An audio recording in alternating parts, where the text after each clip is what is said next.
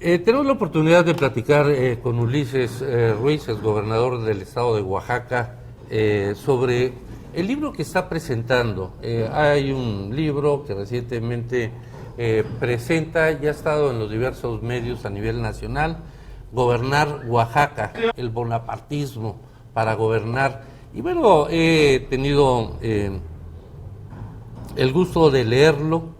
Y hay cosas muy interesantes en este libro, sobre todo el saber de las decisiones de un gobernador, de las dificultades que tiene un gobernador de gobernar un estado como el nuestro, con una problemática que todos sabemos y conocemos, los nacidos en el estado de Oaxaca y los no nacidos también, de principio 570 municipios, 8 regiones, los grupos sociales, los usos y costumbres, que también es una tradición en el gobierno, fomentado por el mismo gobierno estatal y, por qué no decirlo, por el gobierno federal.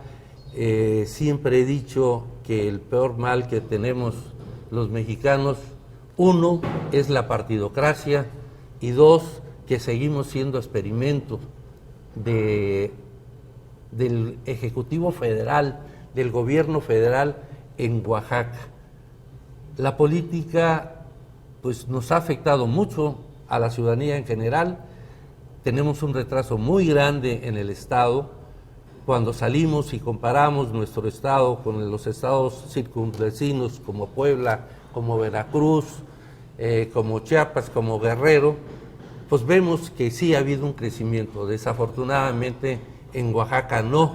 Y mucho de esto los oaxaqueños culpamos a los gobernantes, pero también estamos conscientes de que los ciudadanos tenemos mucha culpa de esto.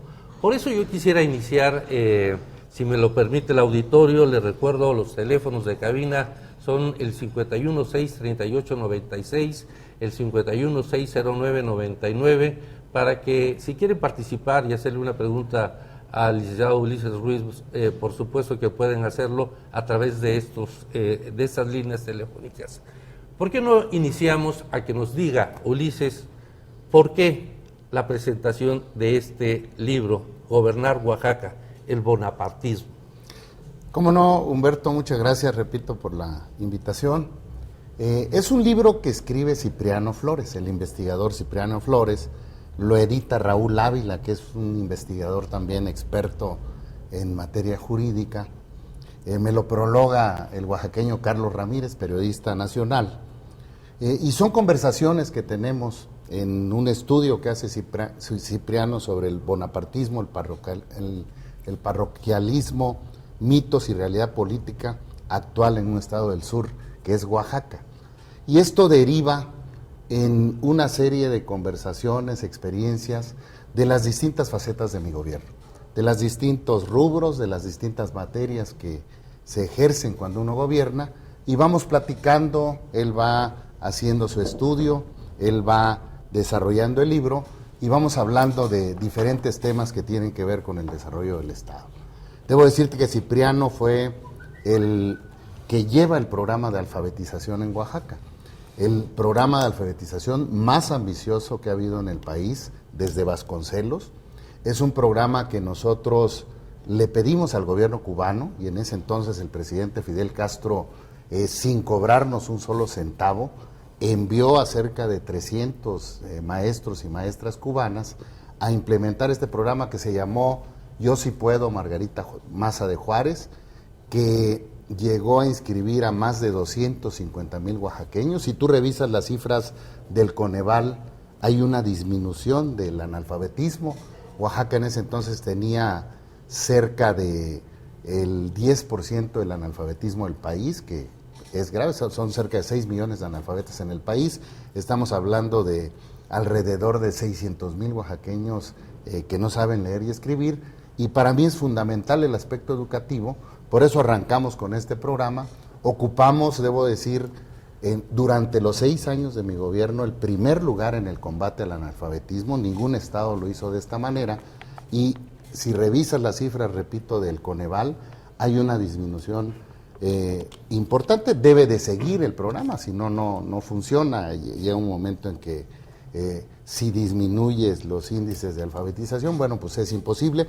Se aplicó en los 570 municipios, a diferencia de otros estados que solo lo aplicaron en algunas regiones, se aplicó en las 8 regiones del estado y me parece que es uno de los programas sociales fundamentales, junto con otros programas como el piso firme que he comentado.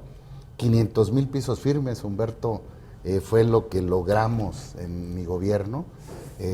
Es bien fácil decirlo, es una vergüenza cuando lo platico, porque son 500,000 familias que vivían en pisos de tierra, con todo lo que ello deriva, enfermedades en los ojos, en la piel, en el estómago, etcétera, y el costo que implica esto para las familias. Logramos este programa, hicimos las gestiones y trámites en ese entonces con el presidente Fox y logramos los recursos económicos para implementar este programa.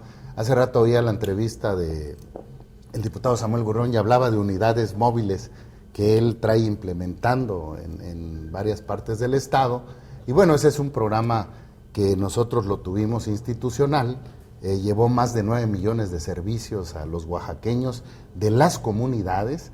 En ese entonces, cuando recibimos el gobierno del estado, solo había hospitales en 3 regiones, Humberto. Prácticamente las regiones indígenas estaban olvidadas, y el programa hospitalario de mi gobierno sin duda es el más fuerte en los últimos 50 años aplicado en el estado, más de 150 hospitales. Hoy hay hospitales en las 8 regiones.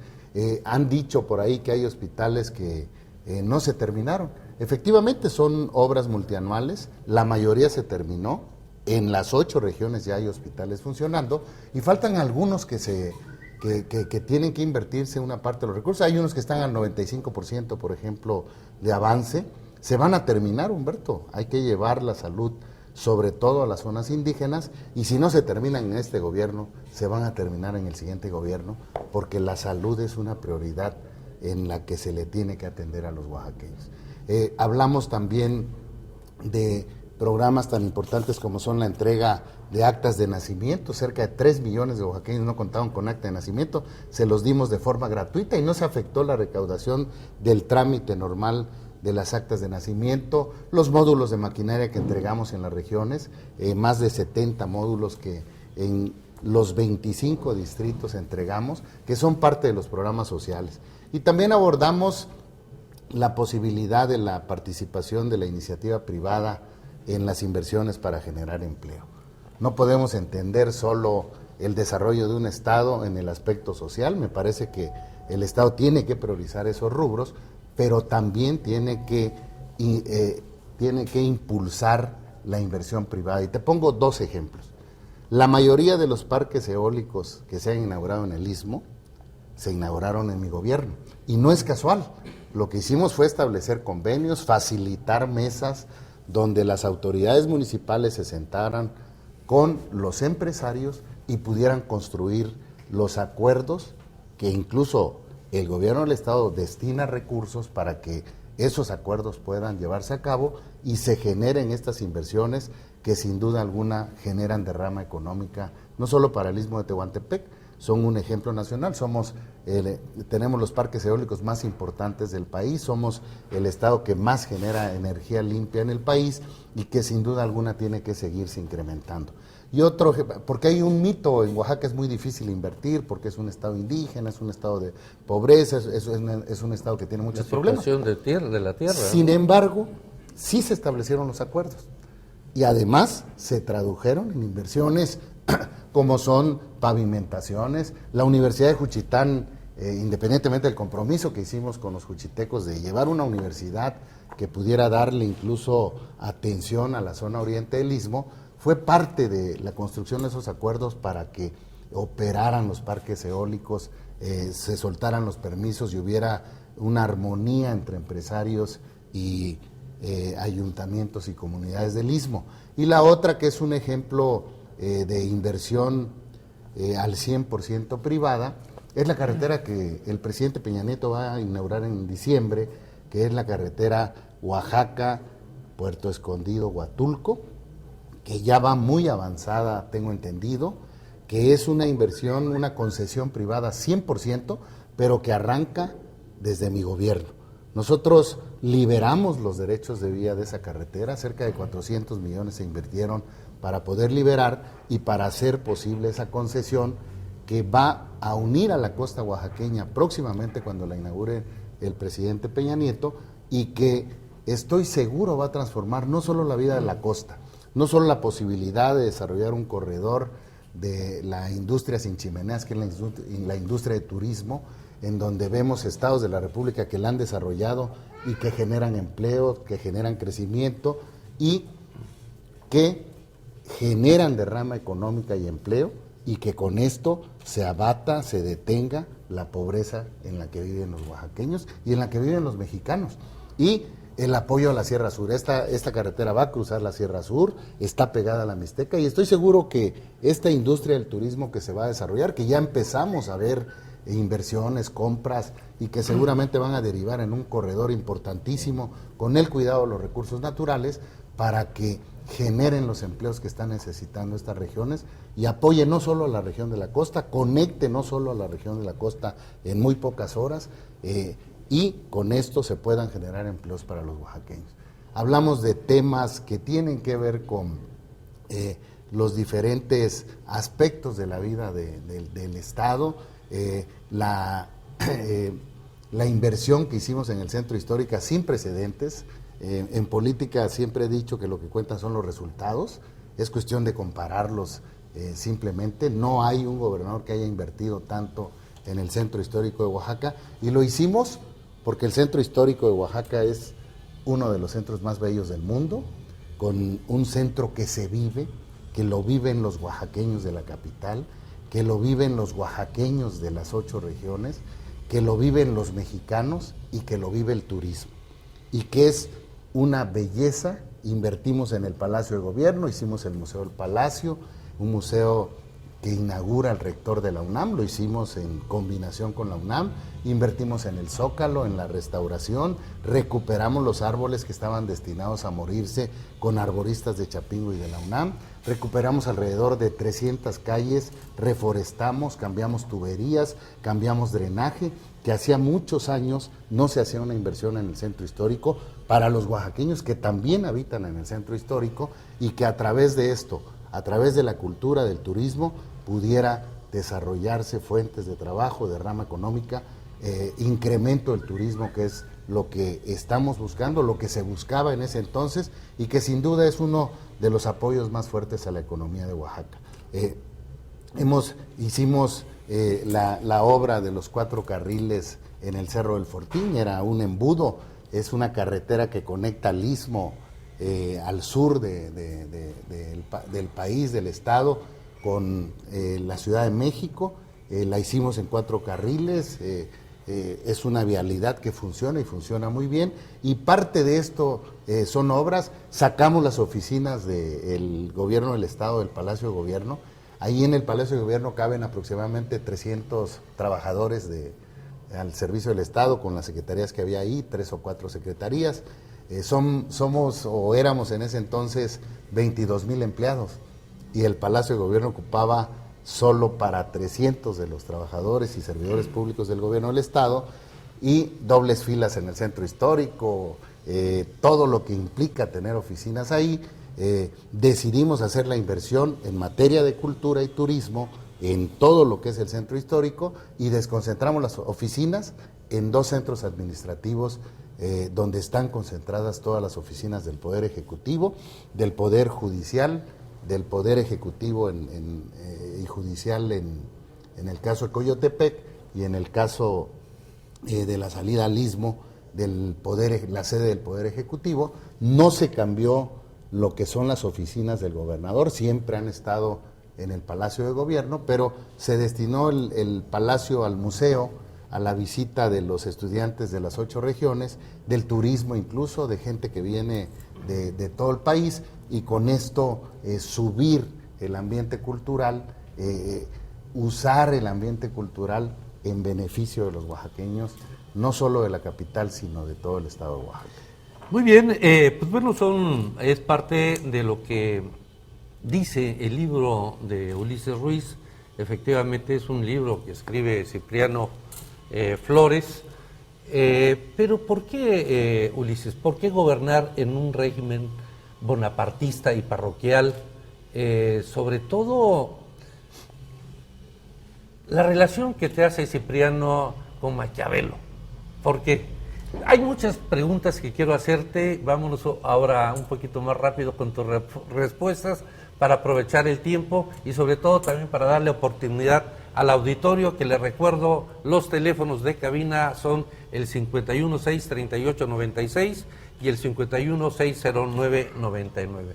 ¿Por qué esa relación y por qué el nombre, Ulises? Bonapartismo.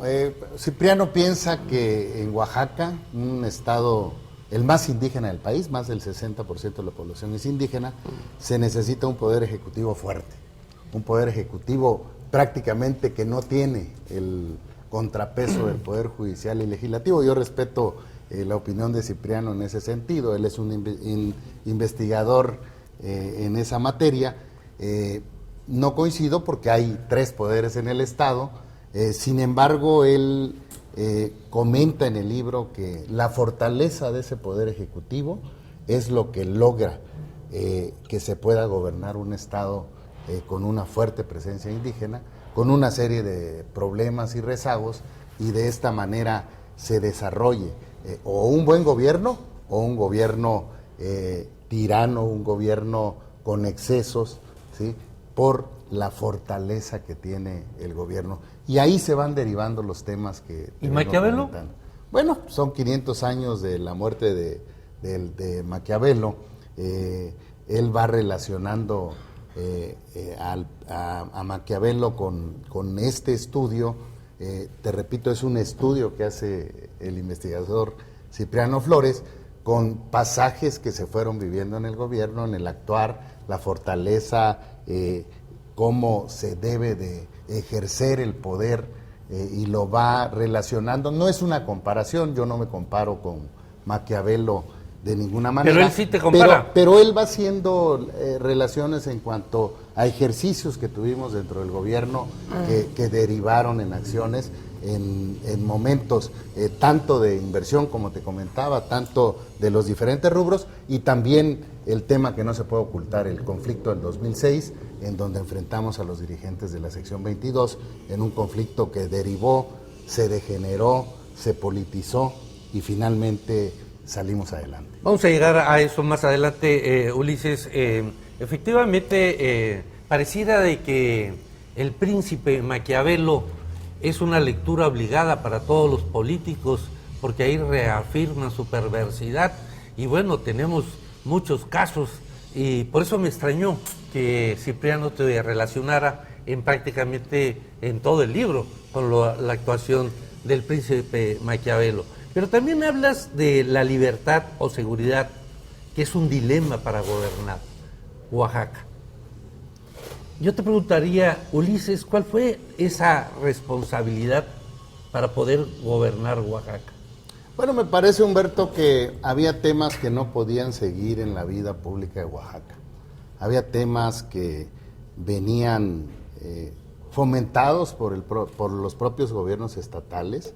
Debo decirte, por ejemplo, que cuando arrancamos el gobierno se entregaban alrededor de 400 millones de pesos en efectivo a los líderes o supuestos líderes sociales, algunos serios, muchos vividores, muchos prácticamente delincuentes, y se les entregaban en efectivo los recursos. Nosotros de entrada paramos esa entrega de recursos. Desde tu inicio de gobierno. Desde el inicio había ya prácticamente pactados recursos económicos. A mí no me pareció que se le entregara el dinero en efectivo a los diferentes líderes sociales que aún todavía existen en Oaxaca.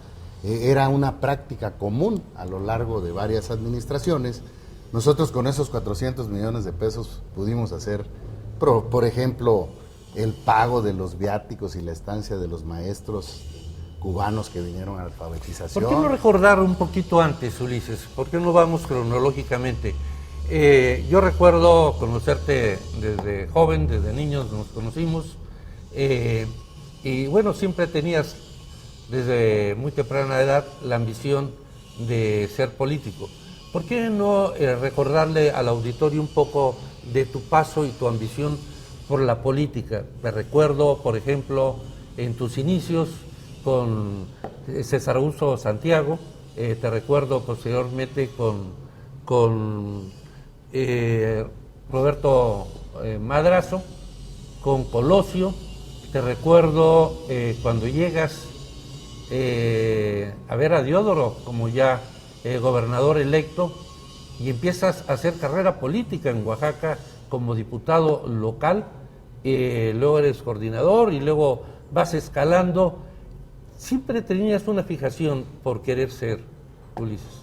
Así es, Humberto, nos nace la espinita esa, el gusanito de participar en política desde prácticamente estudiantes. Debo decirte que terminando mi carrera de licenciado en Derecho en la Universidad Nacional Autónoma de México, en la Facultad de Derecho de la UNAM, es donde estudio la licenciatura, es cuando me incorporo a las filas del PRI, me invitan para ser delegado en una parte del Estado de México, luego me invitan a San Luis Potosí, me dan... ¿Con César Augusto Santiago o quién te No, invita?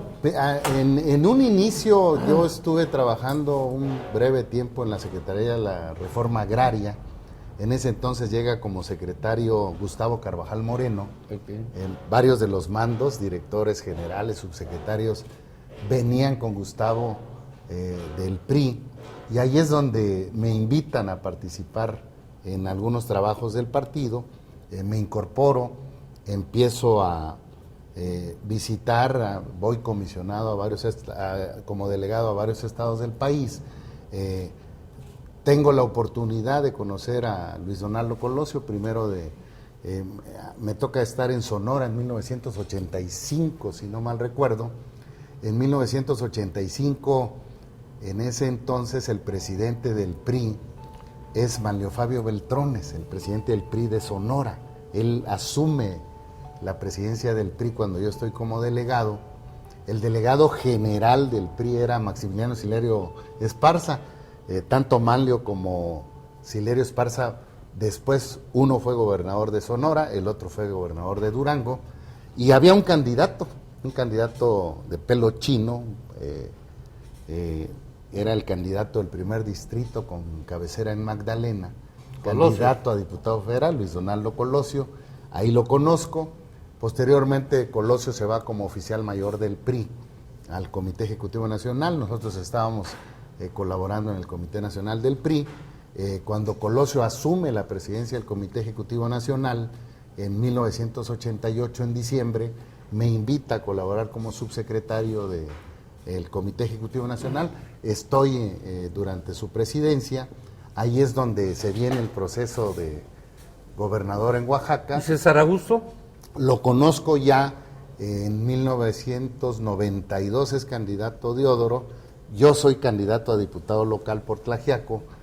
Ahí es donde llega César Augusto y llega a la Secretaría de Elecciones. Soy subsecretario con César Augusto, soy subsecretario con Genaro Borrego, soy subsecretario con Roberto Madrazo, cuando Roberto Madrazo es secretario, no presidente del Comité Ejecutivo Nacional.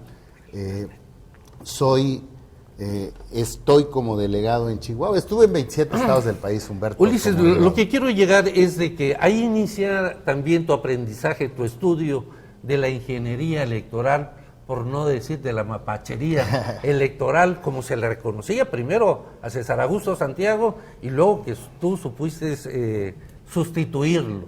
Bueno, yo ni mitos ni motes, Humberto. Yo creo que los triunfos del PRI se construyen con una gran organización y con miles de militantes que hay en todo el país. Yo no lo atribuyo a una sola persona, pero te repito, es parte de mi carrera. Después soy candidato a diputado federal, recupero el distrito de Tlaxiaco, después soy senador de la República y después soy candidato a gobernador. Le gano a una coalición PAN-PRD Convergencia. Pero antes de esa contienda, Ulises, tradicionalmente sabíamos que los gobernadores dejaban a su delfín, imponían a un candidato. y teniendo a un exgobernador, un antecesor tuyo, muy especial en hacer política, en imponer, en gritar, en imponerse prácticamente, como se impuso para que fuera candidato del PRI, porque estuvo amagando para irse con el PRD. Él presumía y él decía en ese entonces, y hablaba de otros candidatos a la gubernatura. Pero ¿cómo se impone Ulises Ruiz a la candidatura a la gubernatura? ¿Cómo logras convencer esta imposición que estaba cargada hacia otro lado de Murat, hacia otro candidato y no a través de Ulises Ruiz? Con trabajo, Humberto.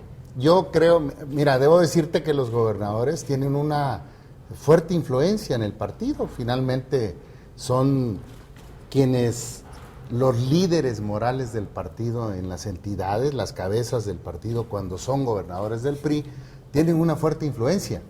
Yo era presidente del PRI estatal, yo tuve oportunidad de recorrer varias veces el estado como presidente del partido. Hay instrumentos que te ayudan a definir una candidatura, se levantan encuestas, se ve el posicionamiento, hay una serie de instrumentos para que el PRI decida una candidatura. No niego de ninguna manera la influencia que tiene el gobernador en ese sentido. Yo acompañé durante 4 años en la presidencia del PRI, era yo diputado federal y luego senador de la República, siendo presidente del PRI, y acompañé varias de las acciones en ese entonces el gobernador José Murat. Y bueno, vino la definición, vinieron las encuestas, el presidente del Comité Nacional era Roberto Madrazo. Ahí quería llegar. En ese entonces se dibujaba la posibilidad de que Madrazo fuera el candidato presidencial. Tengo una buena relación con Roberto, se construye la candidatura y soy candidato al gobierno del Estado en una de las elecciones más competidas que ha habido en la historia del Estado. Ahorita entramos a eso, Ulises. Efectivamente, José Murrata, como le digo, su candidato, su delfín, era Juan Díaz Pimentel.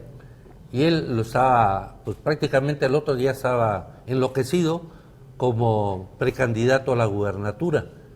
Y recuerdo esa etapa de los oaxaqueños en donde tú efectivamente traías una carrera política con mayor peso, pero sobre todo con mayor relación a nivel nacional.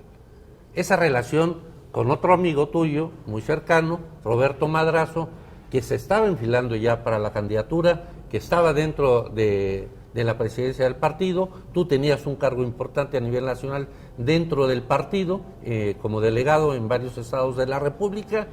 Realmente eso fue lo que pesó más por la posibilidad de que Roberto Madrazo fuera el candidato a la presidencia de la República y que Murat se tuvo que disciplinar en aceptar tu candidatura, ¿o qué fue? Bueno, hay una serie de elementos, Humberto, te comento.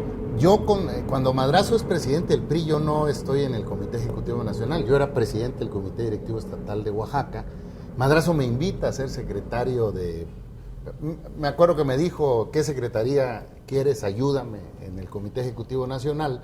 Yo le dije, oye, yo tengo la aspiración de ser gobernador del estado de Oaxaca, no me saques de Oaxaca, le dije, voy a seguir en la lucha por alcanzar la candidatura primero y el gobierno del estado. Y bueno, él me respeta, no voy al Comité Ejecutivo Nacional con él. Las encuestas me daban 70%, 70 contra 15 del segundo compañero del PRI, 15, 13, 11, me acuerdo de los 4 o 5 nombres que sonaban. Traía yo una fuerte ventaja ya, fui 4 años presidente del PRI, te digo, recorrí el estado no solo como presidente del PRI, lo recorrí como candidato al Senado de la República, conozco muy bien al estado y a las 8 regiones, y eso me da una ventaja muy amplia en las encuestas electorales, más mecanismos, valoraciones, la fuerte influencia que tiene un gobernador en la definición de la candidatura, y bueno, el Comité Ejecutivo Nacional, que hace estos estudios. Si yo no hubiera tenido estas condiciones, Humberto, pues hubiera sido muy difícil tratar de imponer o tratar de definir una candidatura. No soy partidario de ese tipo de cuestiones. recuerdas, si me regreso un poquito antes, yo fui coordinador de Madrazo en 1999 y enfrentamos pues prácticamente al aparato de gobierno federal, ¿De su estatales, campaña a la municipales. gubernatura? No, en la campaña interna presidencial contra Francisco Labastida. Ok, sí. Que fue más que un proceso interno, fue un proceso de definición que tomó en ese entonces Zedillo, imponiendo al candidato Labastida, pero nosotros luchamos en ese proceso interno por la democratización del partido, porque no se dieran este tipo de imposiciones, porque se usaran todos los instrumentos para que quien abanderara la candidatura del PRI, que pienso yo que debió haber sido en el 2000 Madrazo candidato del PRI, y hubiese ganado la presidencia de México, y no en el 2006, donde ya era muy difícil que, por las condiciones que tenía el partido, ganar la presidencia de México. Todos estos mecanismos son los que definen una candidatura. Por eso te digo, yo no niego la alta influencia que tiene un gobernador en las tareas de su partido. Nosotros lo reconocemos incluso como la cabeza, como el líder del priismo, como hoy reconocemos a Peña Nieto, líder del priismo del país, aunque tengamos al presidente del Comité Nacional, Manlio Fabio, que acabamos de elegir precisamente hace 2 días, y que, te repito, a través de diversos instrumentos puedas tú presentar la opción más competitiva para poder ganar las elecciones. Más hoy, Humberto, que no hay cheques en blanco, que hay una gran diversidad de alternativas, que la gente ya sabe votar y analizar y que lo hace en base a resultados. Así es, efectivamente a mí me toca vivir de una de otra forma el inicio de Ulises. Vuelvo a repetir, somos paisanos, nos conocimos precisamente por mi hermano Roque, desde la juventud. La primaria. Desde la primaria. Nos separamos precisamente por la política, pero también me tocó vivir precisamente cuando vienes a Oaxaca ya con la recomendación de Luis Donaldo Colosio para Diodoro Carrasco, precisamente cuando llegas a ser diputado, y por eso lo decía. Esa es la primera parte donde Ulises Ruiz Ortiz nos explica sobre su libro.